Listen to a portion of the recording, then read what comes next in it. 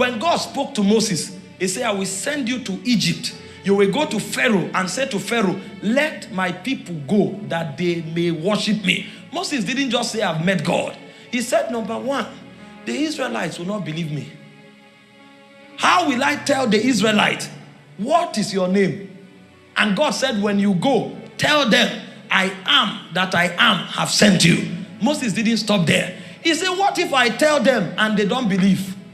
And God told Moses, put your hand in your bosom. He put his hand, he brought it out. The hand became leprous. God said, put it again and bring it out. It became normal. God gave Moses 2 signs.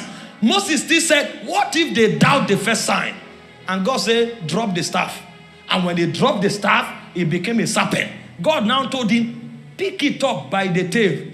Because if you are not careful, if you carry it from the head, the staff that should destroy Egypt will destroy you first. And God told him, pick. Do you see why people's calling destroy them? The guy jumps up and said, God said, I'm a prophet. And because he's a prophet, the first person he's arguing with is the president of his country.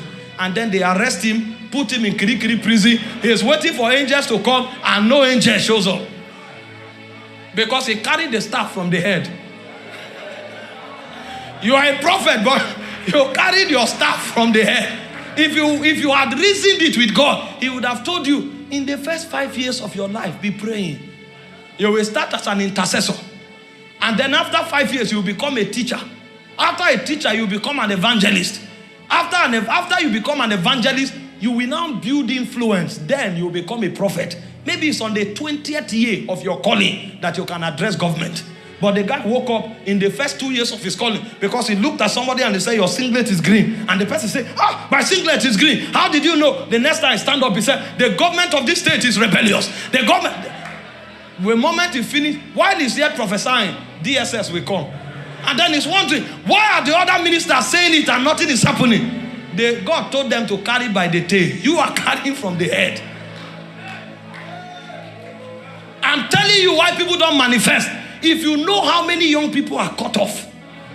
God told you that with you, he will start the biggest company. And then you stand up, you say, God spoke to me. I don't need anybody. Because you heard Bishop Oyedepo say, I don't need anybody. Meanwhile, you don't have the revelation that authorized people to say that. But you heard somebody say, I don't need anybody. You too, stand up. Before you say that, ask God, before I don't need anybody, what do I need to know? Because there's a kind of knowledge you need to have for you not to need anybody. My son only sucks now. If he says he doesn't need anybody, he will die in 24 hours.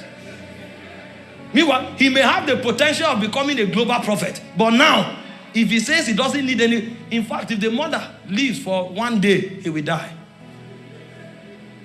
God is still alive, he will die. Hope you know that as powerful as Jesus was, when they wanted to kill the infant Jesus, God quickly mobilized Joseph. He said, run to Egypt.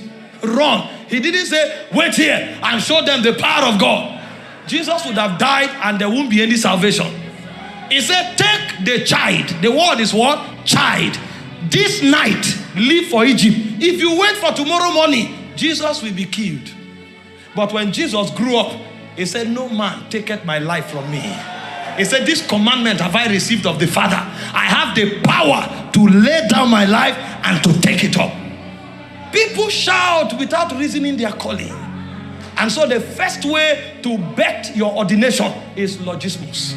You need to sit down and reason it out with God.